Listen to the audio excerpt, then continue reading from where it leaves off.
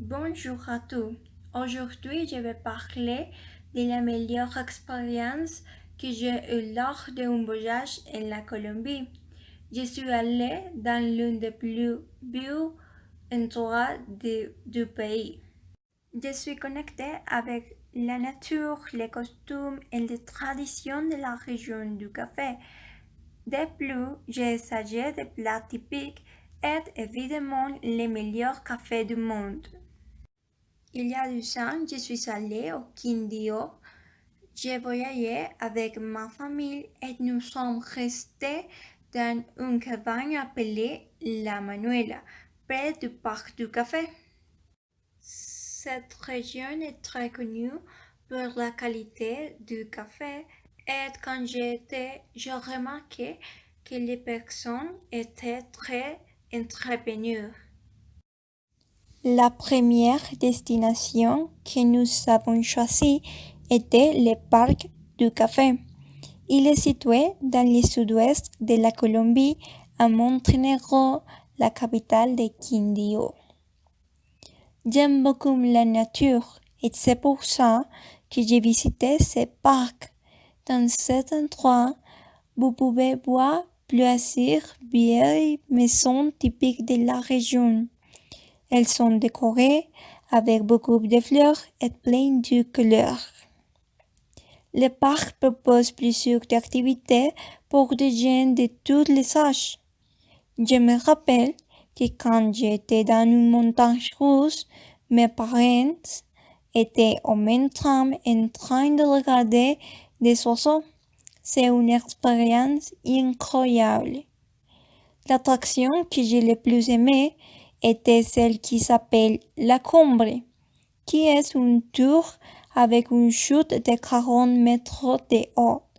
C'est difficile de décrire les sensations pendant la chute. Ça a été une expérience unique.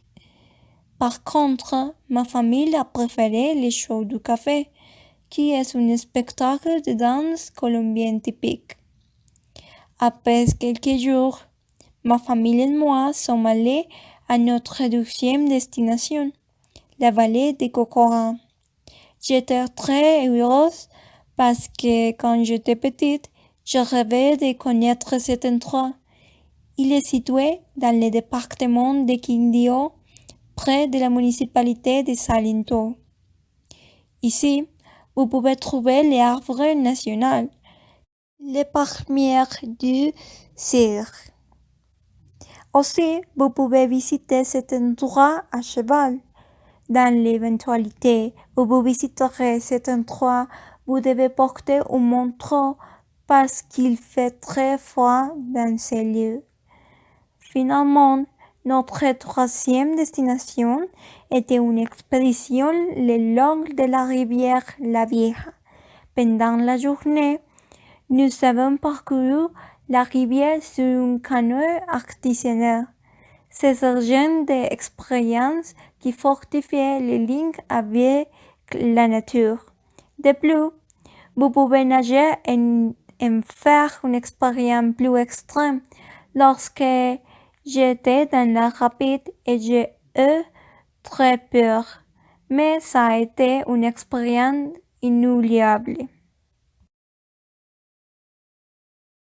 Pour finir, je vous recommande de bien planifier votre temps si vous voulez voyager à Quindío.